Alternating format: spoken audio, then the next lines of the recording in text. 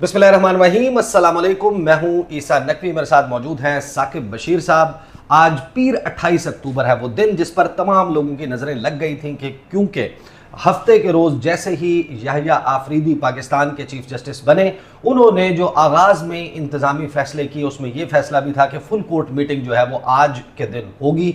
वो मीटिंग हो चुकी है। हुकूमत के लिए इस मीटिंग में जो छक्के छुड़ा देने वाली खबर आई है उसके हवाले से हम बात करेंगे। हुकूमत ने जो फॉर ग्रांटेड समझा था, हुकूमत ने ये एंटिसिपेट किया था कि दो जजेस जिनको वो समझते हैं कि उनके हलक की हड्डी बन गए हैं, जस्टिस मंसूर अली शाह और जस्टिस मुनीब अख्तर, वो बाय डिज़ाइन या by the virtue of the fact कि उनसे जूनियर शख्स को चीफ जस्टिस बनाने का फैसला कर लिया हुकूमत ने, तो ये इस्तीफ़ा देकर रुखसत हो जाएंगे। कोई छोटी मोटी अदलिया तहरीक शुरू हो जाएगी, वकला काबू में है और मामला जो है वो हल हो जाएगा। लेकिन ये जो हलक की हड्डी वाले जजेस हैं, इन्होंने ना सिर्फ ये कि इस्तीफ़ा नहीं दिया, इनको एक तरीके से ऑनर दिया गया, रिस्पेक्ट दी गई नए चीफ जस्टिस की तरफ से, इनको रिस्टोर किया गया उस कमेटी में जो कि प्रैक्टिस एंड प्रोसीजर एक्ट के तहत बनती है। और आज की सबसे अहम और बड़ी डेवलपमेंट ये है जिससे हुकूमत यकीनन बहुत अनकंफर्टेबल होगी कि जो पहला फुल कोर्ट इजलास हुआ है उसमें जस्टिस मंसूर अली शाह, उन्होंने वीडियो लिंक के जरिए सऊदी अरब से शिरकत की है इस इजलास में। मिनट्स ऑफ द मीटिंग जारी हो गए हैं, मिनट्स ऑफ द मीटिंग पूछेंगे साकिब बशीर साहब से। लेकिन आगाज़ में मैं आपको बता दूं कि ये एक तासुर बन गया था कि जब 24 तारीख को अचानक से पता चला कि जस्टिस मंसूर अली शाह ने फैसला किया है कि वो उम्रे की सआदत के लिए अपनी फैमिली के साथ सऊदी अरब जा रहे हैं, तो उस वक्त दो राय कायम की गई थी। एक तो ये कि उम्रे पे जाने की वजह यह है कि वो जस्टिस काजी फ़ाइज़ ईसा के एजाज़ में जो फुल कोर्ट रेफरेंस है, अलविदाई रेफरेंस है, वो किया जा रहा है, उसे अवॉइड करना चाहते हैं। वहाँ तक तो बात दुरुस्त साबित हुई। लेकिन उसके बाद ये तासुर भी कायम किया गया कि क्योंकि उनसे जूनियर शख्स को चीफ जस्टिस बनाया है, वो कंफर्टेबल नहीं है, वो उनके साथ नहीं चल सकेंगे, उन्होंने गालिबन छोड़कर चले जाना है, इस्तीफ़ा दे देना है, लिहाजा वो उनकी ओथ टेकिंग में भी शिरकत नहीं करना चाहते और उससे ऑनवर्ड जो डेवलपमेंट्स हैं उसमें शायद वो मौजूद नहीं होंगे। लेकिन हैरानकुन तौर पर वो आज के फुल कोर्ट इजलास में मौजूद थे। साकिब बशीर साहब, एक तो हमें ये बताएं कि इससे पहले यानी कि खबर का आना तो खबर होती है, लेकिन इस मर्तबा एक खबर का ना आना भी बड़ी खबर बन गया। बिल्कुल। पहले जो डिवीजन थी उमरता बंदयाल के दौर में, काजी फ़ाइज़ ईसा के दौर में, अभी कोई इजलास बंद कमरा इजलास शुरू नहीं होता था, यानी कि शुरू हुए कुछ वक्त होता था, खबरें बाहर आना शुरू हो जाती थी। टी रूम में झगड़ा हो गया, कॉरिडोर में जजेस के दरमियान तल्ख कलामी हो गई, चैम्बर में घुस के फलां ने फलां के चैम्बर में ये कहा, उसकी खबरें बाहर आ जाती थीं। फिर जजेस कॉलोनी में वॉक के दौरान फलां शख्स ने फलां को घेर लिया, उनके दरमियान हाथापाई हो गई, धींगा मुश्ती हो गई। जाहिर है कि जो डिवीज़न थी जजेस की, उसकी वजह से एक ग्रुप नहीं तो दूसरा ग्रुप अपने सहाफ़ियों को बाहर फीड कर देता था। आज मिनट्स ऑफ द मीटिंग के अलावा कुछ ज़्यादा चीज़ें बाहर नहीं आई। क्या याहिया आफरीदी जो है उन्होंने वो जो दरार थी, जो गैप था, उसको फिल करना शुरू कर दिया? एक तो बड़ा उन्होंने क्लियर अंदाज में कहा है कि सहाफ़ियों का जो एक्सेस है उसको इस तरह कम करना कि मतलब हर जगह पे उनका जाना, हर ब्रांच में या इस तरह, वो थोड़ा सा उन्होंने सख्ती की है। लेकिन जो आपने बात की कि जजेस जो है वो करते थे फीड, मैं इससे पूरा इत्तेफाक इसलिए नहीं करता, और बहुत सारे लोग होते हैं। मैं आज दोस्तों को बता रहा था कि हम जब सुप्रीम कोर्ट में या हाई कोर्ट में एंटर होते हैं तो एंटर होते ही सिक्योरिटी गार्ड खड़ा होता है, वो भी हमारा सोर्स होता है। फिर हम अदालत के बाहर जाते हैं, वहाँ बाहर खड़ा जो आवाज़ें दे रहा होता है वो भी सोर्स होता है। फिर अदालत के अंदर जो अदालती एहलकार होते हैं वो भी सोर्स होते हैं, रजिस्ट्रार ऑफिस में भी इसी तरह। तो मल्टीपल सोर्सेज होते हैं जो वहाँ से खबरें आना शुरू हो जाती थी। जिस तरह याहिया आफरीदी साहब आए जैसे ही, तो ये खबर आई कि वो सारे जजेस के पास गए। अब ये जजेस ने नहीं बताया हमें, लेकिन पता चल गया। फिर ये भी पता चला कि उन्होंने तमाम मंसूर अली शाह से भी मिले, मुनीब अख्तर से भी मिले, बाकी जजेस से भी, काजी फ़ाइज़ ईसा और बाकी जजेस से भी मिले। और फिर ये भी पता चला कि वहाँ जो ब्रांचेज हैं वहाँ पे विजिट किया और उनसे ब्रीफिंग ली और सारी चीज़ें की। बड़ा कैटेगोरिकली उन्होंने कहा कि जो फिक्सेशन के मामलात हैं वो बड़े एक्यूरेट रहने चाहिए, उसमें कोई दो नंबरी नहीं होनी चाहिए। आज की जो मीटिंग है उसमें दो बड़ी डेवलपमेंट्स हैं, बल्कि मैं समझता हूँ जब से justice Yahya Afridi chief justice बने हैं, जस्टिस मंसूर अली शाह और जस्टिस मुनीब अख्तर, उन पे ऐसे लगता है कि हुकूमत ने क्रॉस लगाया हुआ था और लगाया हुआ है। रात की राना सनोरा साहब की गुफ्तगू आप सुन लें, तो उन्होंने बड़ा क्लियर कहा है कि जी दो जजेस को तो इसलिए नहीं आना चाहिए क्योंकि मुतनाज़ा है, और चीफ जस्टिस को इसलिए नहीं आना चाहिए कि मुतनाज़ा हो ना जाए। यानी आप ऐसा कुछ करवाना चाहते हैं, यानी जिस शख्स को आपने चीफ जस्टिस ऑफ पाकिस्तान इसलिए बनाया कि वो गैर मुतनाज़ा है और उससे आपको इंसाफ की उम्मीद है, अब आप उसके पास अपने केसेस इसलिए नहीं भेजना चाहते कि कहीं अगर उसने इंसाफ कर दिया तो हम हम जो मारे है जाएंगे। मारे जाएंगे और मुतनाज़ा ना हो जाए। तो बड़ी अजीब सी उन्होंने मंतक पेश की, तो उससे जो गवर्नमेंट का माइंड है वो सामने उससे आया हटके भी कि एक वो- बात की, हाँ। उससे हटके भी बात की, अगर आपने यकीनन नोट तो की होगी, लेकिन अगर आपके जहन में नहीं आ रहा, तो उनसे जब ये पूछा गया राना सनाउल्लाह से कि चीफ जस्टिस को क्यों नहीं आईनी बेंच का सरबराह होना चाहिए, उन्होंने कहा देखे ना, वो बैठा हुआ है, वो सरबराही कर रहे हैं, अपना नाम प्रपोज करके खुद को कैसे वोट दे सकते हैं। तो उन्होंने कहा कि यही बात तो फिर जस्टिस अमीनुद्दीन खान पे भी अप्लाई होती है। उन्होंने कहा नहीं, अमीनुद्दीन खान पे ये अप्लाई नहीं होती, वो हमारे वो दोस्त दे हैं, सकते हैं खुद को वोट। हमारे दोस्त हैं, उन्होंने ये एक जुमला जो है वो निकाला कि एक सादिक हुकूमत को अमीन जज की तलाश है। तो वो जस्टिस अमीनुद्दीन खान के हवाले से खुद गवर्नमेंट बार बार कह रही है, मुख्तलिफ जगहों पे कह रही है, इनडायरेक्टली कह रही है, डायरेक्टली कह रही है, तो वहां उनको नहीं महसूस हो रहा कि वो कहीं पे मुतनाज़ा हो रहे हैं कि आप ये तासुर दे रहे हैं कि फलां जज जो है वो हर सूरत आना चाहिए।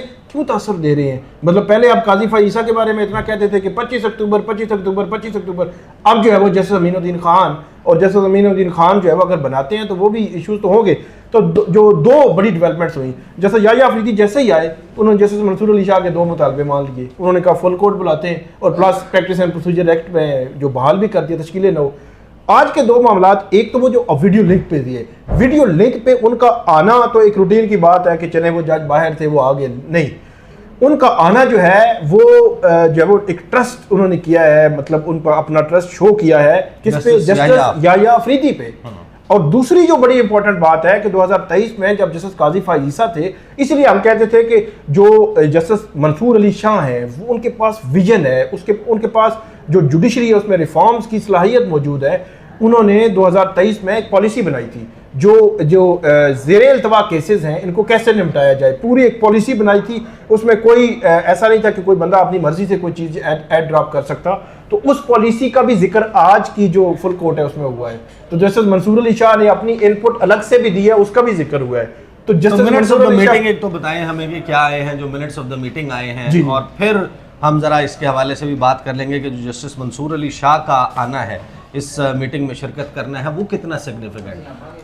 एक तो मीटिंग मिनट्स उसमें उन्होंने जो आए हैं कि जो उसका पूरा एजेंडा लग रहा है बज़ाहिर, अब और कोई बात हुई या नहीं हुई वो खबरें बाद में आएंगी, लेकिन पूरा एजेंडा लग रहा है वो यही लग रहा है कि सुप्रीम कोर्ट में जो ज़ेरे इल्तवा केसेस हैं हमने उनको कैसे निपटाना है। इस पे सारी जो है वो फुल कोर्ट की मीटिंग बता रही है कि उसमें जो रजिस्ट्रार थी वो आई, उन्होंने एक पूरी रिपोर्ट पेश की, ब्रीफिंग दी जजेस को, और उस हवाले से उन्होंने बताया कि तकरीबन 60,000 इस वक्त सुप्रीम कोर्ट में पेंडेंसी है। फिर उसके बाद उनको कैसे जो है वो डिवीजन बेंचेस में या 3 मेंबर बेंचेस में रख कर उसको कैसे जो है वो अगला जो हदफ जो है वो बनाया गया कि कैसे उसको हमने ख़त्म करना है पेंडेंसी को।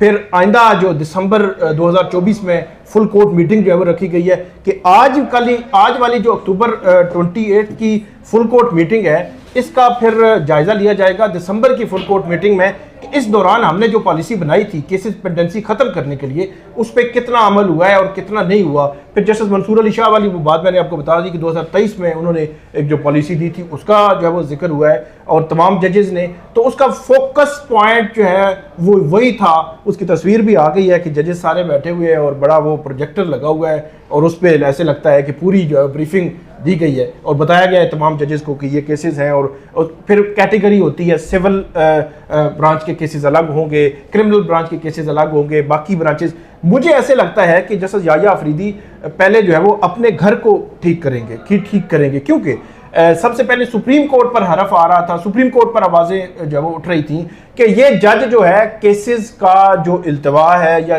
पेंडिंग केसेस हैं उनको ख़त्म नहीं कर रहे, और जो सुप्रीम कोर्ट में आम साइल को वो रिलीफ नहीं मिल रहा, इंसाफ की फराहमी जितनी जल्दी होनी चाहिए वो नहीं मिल रही, सारा टाइम जो है वो पॉलिटिकल केसेस में लग जाता है। तो ऐसे लगता है कि उन्होंने कहा कि पहला काम तो मैं खुद करूं, बाकी वो पॉलिसी अपनी जो उन्होंने गुफ्तगू की थी, अलविदाई जो रेफरेंस था चीफ जस्टिस काजी फ़ईसा का, तो उन्होंने बड़ा क्लियर अंदाज में कहा था कि जो इख्तियारात की तकसीम वाला जो मामला है वो प्रिवेल करेगा।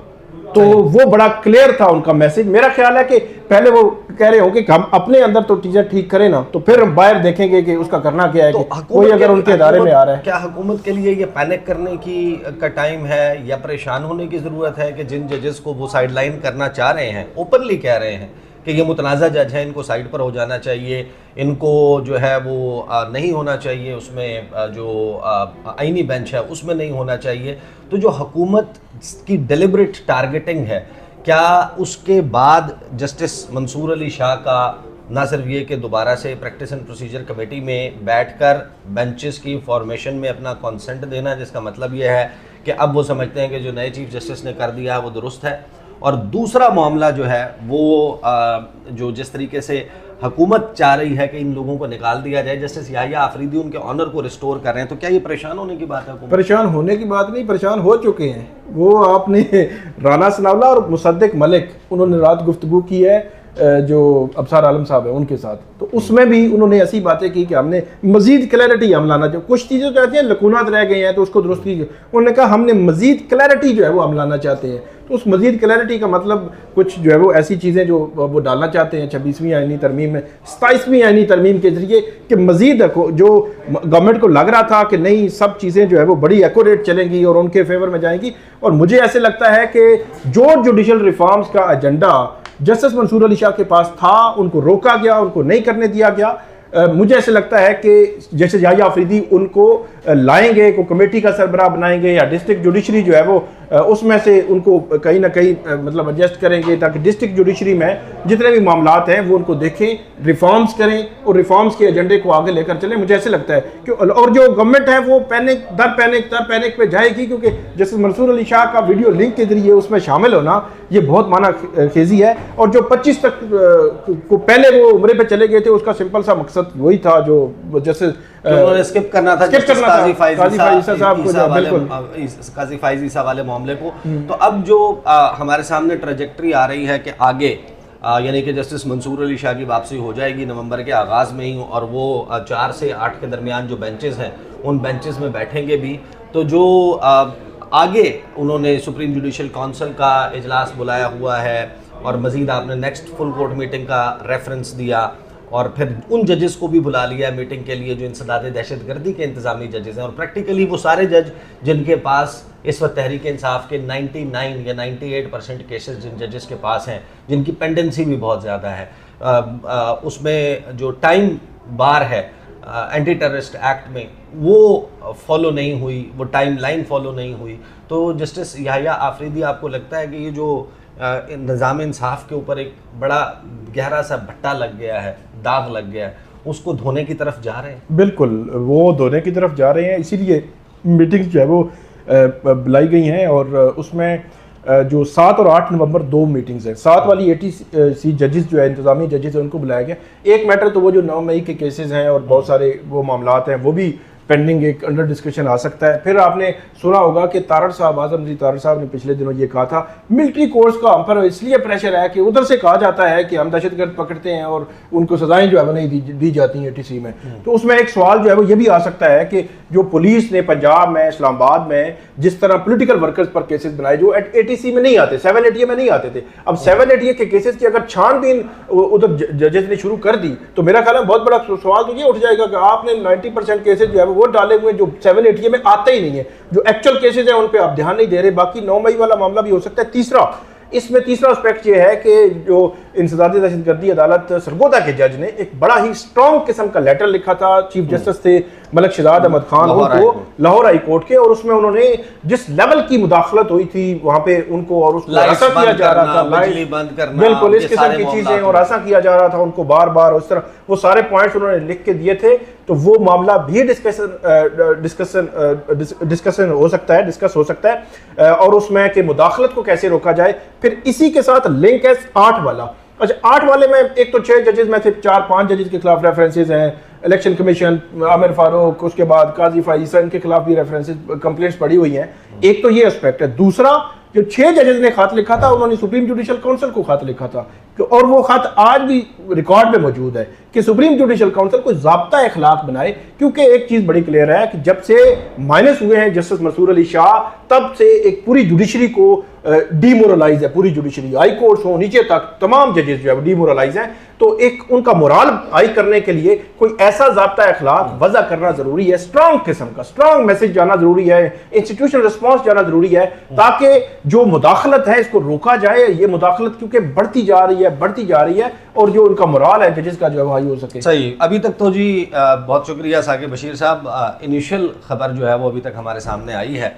हो सकता है कि इस मीटिंग की फुल कोर्ट इजलास की मजीद कुछ जुजियात जो हैं वो आने वाले चंद घंटों में सामने आए, तो उसके हवाले से भी मैं आपके सामने तफसील रखूँगा। दूसरा, इस मामले पर भी आने वाली वीडियोज़ में ज़रूर बात की जाएगी कि हुकूमत जस्टिस अमीनुद्दीन खान को जो बनाना चाहती है आईनी बेंच का सरबराह, उनके खिलाफ और जस्टिस नईम अख्तर अफगान के खिलाफ कितनी स्ट्रॉन्ग चार्जशीट फुल कोर्ट की तरफ से मौजूद है। वो जो फैसला मखसूस नशिस्तों का आया था उसमें ऑब्स्ट्रक्शन ऑफ जस्टिस यानी कि इंसाफ की राह में रुकावट बनने के लिए इन दो अशखास का इस्तेमाल होना, ये फुल कोर्ट का फैसला है, ये उनके रिमार्क्स या ऑब्जर्वेशंस नहीं है। इसके हवाले से बात करेंगे इंशाल्लाह आने वाली वीडियोज़ में। मुझे साकिब बशीर को इजाज़त दीजिए। अल्लाह हाफिज़।